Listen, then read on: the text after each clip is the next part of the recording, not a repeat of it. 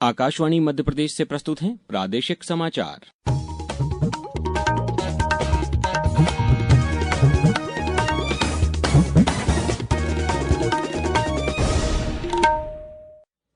नमस्कार, समाचारों के साथ मैं अभिषेक कटियार। सबसे पहले इस बुलेटिन के मुख्य समाचार।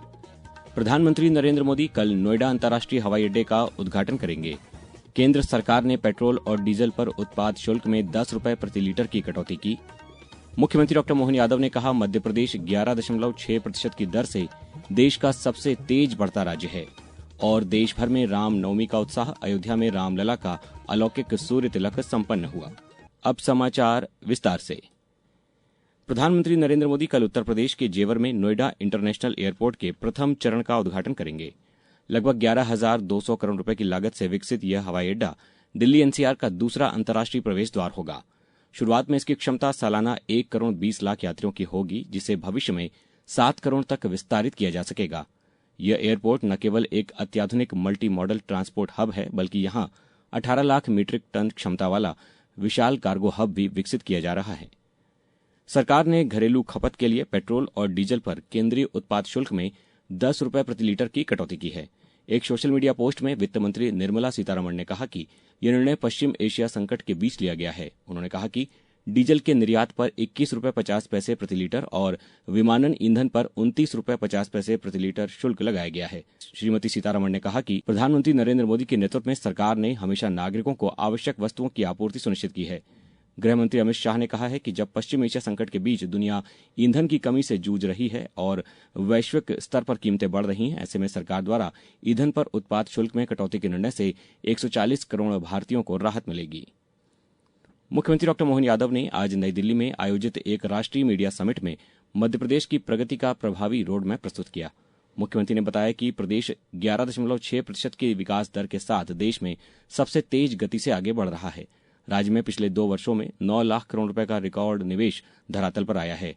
आगामी सिंहस्थ 2028 का जिक्र करते हुए मुख्यमंत्री ने कहा कि उज्जैन में 40 करोड़ श्रद्धालुओं की मेजबानी के लिए विश्व स्तरीय प्रबंध किए जा रहे हैं। सिंहस्थ न केवल उज्जैन का, न केवल मध्य प्रदेश का, बल्कि देश का भी सबसे गरिमापूर्ण आयोजन है। उज्जैन की आबादी तो केवल 8 लाख, लेकिन सिंहस्थ के दरमियान वहाँ 40 करोड़ लोग आएंगे। तो 40 करोड़ लोग आकर के 2 महीने के लिए पूरा उज्जैन में अपना पूरा कार्यक्रम और कार्य का केंद्र बनाएंगे। उनकी सभी मूलभूत सुविधाओं सहित पूरा आयोजन भव्य दिव्य हो जाए, किसी को कष्ट न आए, इसके सारे प्रबंधन हमारी सरकार करके चल रही है। हम निश्चित रूप से इस बार के सिंहस्थ 2028 को सबसे बेहतर करके रखेंगे।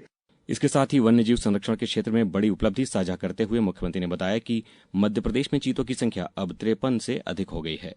केंद्र सरकार ने सोशल मीडिया पर वायरल उस वीडियो का खंडन किया है जिसमें दावा किया गया है कि प्रधानमंत्री नरेंद्र मोदी ने देश में लॉकडाउन की घोषणा कर दी है। वीडियो में कहा गया कि देश में बड़े संकट के कारण लोगों को घरों में रहने के लिए मजबूर होना पड़ा है। पत्र सूचना कार्यालय पीआईबी की फैक्ट चेक यूनिट ने इस दावे को फर्जी बताया है और कहा है कि प्रधानमंत्री या केंद्र सरकार ने ऐसी कोई घोषणा नहीं की है। पीआईबी ने लोगों से ऐसी सनसनीखेज खबरों पर विश्वास न करने और केवल आधिकारिक सूचना पर ही भरोसा करने का आग्रह किया है। अब समाचारों में वक्त है एक ब्रेक का।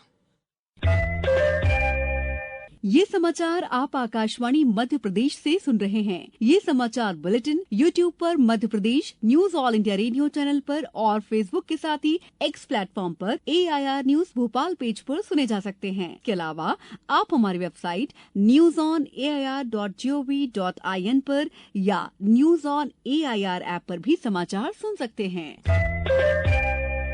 समाचारों में पुनः आपका स्वागत है।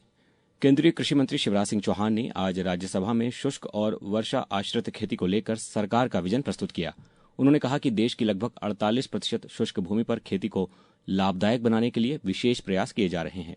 श्री चौहान ने जानकारी दी कि जलवायु परिवर्तन की चुनौतियों से निपटने के लिए अब तक 3,236 जलवायु अनुकूल फसल किस्में विकसित की गई हैं, जो कम पानी और विषम परिस्थितियों में भी बेहतर उत्पादन देने में सक्षम हैं।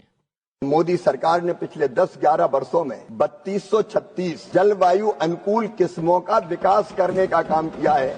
यह अनुसंधान पहले कभी नहीं हुए।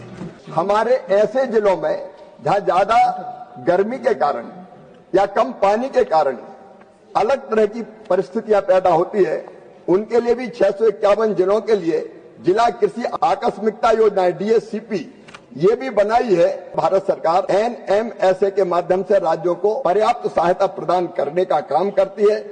श्री चौहान ने प्रधानमंत्री धन धान्य कृषि योजना का उल्लेख करते हुए बताया कि कम सिंचाई वाले 100 जिलों को प्राथमिकता पर रखकर किसानों को तकनीक और ऋण की सुविधा भी उपलब्ध कराई जा रही है। देश भर के 731 कृषि विज्ञान केंद्रों के माध्यम से आधुनिक अनुसंधान सीधे खेतों तक पहुंचाए जा रहे हैं। सरकार ने कहा है कि प्रसारण अवसंरचना और नेटवर्क विकास योजना के अंतर्गत 68 ट्रांसमीटर स्वीकृत किए गए हैं। इससे आकाशवाणी की कवरेज वर्ष 2021 के 70% से बढ़कर 81% हो जाएगी। ये योजना देश में दूरदर्शन और आकाशवाणी के प्रसारण अवसंरचना के विकास, आधुनिकीकरण और उन्नयन के लिए केंद्रीय सेक्टर की योजना है। राज्यसभा में आज सूचना और प्रसारण राज्य मंत्री डॉ एल मुरुगन ने कहा कि इस योजना को वर्ष 2021-26 के लिए कुल 2,539 करोड़ रुपए से अधिक के परिव्यय के साथ अनुमोदित किया गया है। उन्होंने बताया कि आकाशवाणी ने 3 महानगरों दिल्ली, चेन्नई और मुंबई में मीडियम वेब बैंड पर डिजिटल प्रसारण शुरू कर दिया है।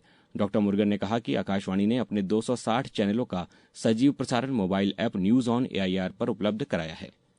मर्यादा पुरुषोत्तम भगवान श्रीराम का जन्मोत्सव आज देश भर में अपार श्रद्धा और उल्लास के साथ मनाया जा रहा है। उत्सव का मुख्य केंद्र अयोध्या रहा, जहां श्रीराम जन्मभूमि मंदिर में प्रभु रामलला का अलौकिक सूर्य तिलक संपन्न हुआ। प्रधानमंत्री नरेंद्र मोदी ने संसद भवन से इस दिव्य क्षण के दर्शन किए और देशवासियों को संयम व तपस्या के आदर्शों की शुभकामनाएं दी। मध्य प्रदेश के मुख्यमंत्री डॉ मोहन यादव ने भी प्रदेशवासियों को बधाई देते हुए इसे हर राम भक्त के लिए गौरव का क्षण बताया। वहीं राजधानी भोपाल, झाबुआ, सतना, मैहर, देवास, सीहोर, खंडवा, छतरपुर सहित पन्ना और प्रदेश के सभी जिलों के मंदिरों में सुबह से ही शोभा यात्राओं, सुंदरकांड पाठ और महाआरती के आयोजन हो रहे हैं। मुख्यमंत्री डॉ मोहन यादव की पहल पर वाराणसी में आगामी 3 से 5 अप्रैल तक महानाट्य सम्राट विक्रमादित्य का मंचन किया जा रहा है। बाबा महाकाल की नगरी उज्जैन से शुरू हुई ये सांस्कृतिक यात्रा सम्राट विक्रमादित्य के शौर्य और सुशासन की गाथा को जन जन तक पहुंचाएगी। अब रुक करते हैं मौसम का। प्रदेश में एक बार फिर मौसम करवट ले रहा है। पश्चिमी विक्षोभ के सक्रिय होने से आज से प्रदेश के कई हिस्सों में आंधी और बारिश का दौर शुरू होगा। मौसम विभाग ने अगले 24 घंटों में ग्वालियर, भिंड और छतरपुर समेत 7 जिलों में 50 किलोमीटर प्रति घंटे की रफ्तार से हवाएं चलने का अलर्ट जारी किया है। भोपाल, इंदौर और उज्जैन में भी 30 मार्च तक हल्की बूंदाबांदी के आसार हैं। अब कुछ समाचार संक्षेप में। देवास जिले को जल अभावग्रस्त क्षेत्र घोषित करते हुए सभी जल स्रोतों, बांध व नदी नहर तथा नाला बंधान, नलकूप आदि से सिंचाई करना प्रतिबंधित किया गया है। विज्ञान शिक्षा को और अधिक समृद्ध करने के उद्देश्य से राष्ट्रीय तकनीकी शिक्षक संस्थान भोपाल में शिक्षकों का विशेष प्रशिक्षण कल से आयोजित किया जा रहा है। केंद्रीय संस्कृत विश्वविद्यालय भोपाल में भगवान महावीर के सिद्धांतों के वैश्विक संदर्भ में उपयोगिता विषय पर 1 दिवसीय राष्ट्रीय संगोष्ठी का आयोजन किया गया। उमरिया में जलगंगा संवर्धन अभियान जल शक्ति से नवभक्ति कार्यक्रम के तहत कलेक्ट्रेट परिसर स्थित रजिस्ट्रार कार्यालय में जल मंदिर प्याऊ का शुभारंभ किया गया। अनूपपुर जिले के जैतहरी विकासखंड के ग्राम हर्री में कल मुख्यमंत्री दुधारू पशु प्रदाय योजना के अंतर्गत दुधारू पशु वितरण कार्यक्रम का आयोजन किया जाएगा। और सीहोर के बिल्किसगंज क्षेत्र में ग्राम रामखेड़ी में आज एक खेत में आग लगने से करीब 12 एकड़ गेहूं की फसल जलकर राख हो गई। अंत में मुख्य समाचार एक बार फिर। प्रधानमंत्री नरेंद्र मोदी कल नोएडा अंतर्राष्ट्रीय हवाई अड्डे का उद्घाटन करेंगे। केंद्र सरकार ने पेट्रोल और डीजल पर उत्पाद शुल्क में 10 रुपए प्रति लीटर की कटौती की। मुख्यमंत्री डॉ मोहन यादव ने कहा, मध्य प्रदेश 11.6% की दर से देश का सबसे तेज बढ़ता राज्य है और देश भर में रामनवमी का उत्साह। अयोध्या में रामलला का अलौकिक सूर्य तिलक संपन्न हुआ। इस बुलेटिन में बस इतना ही। अगला बुलेटिन सुनिए सुबह 7:10 पर। नमस्कार।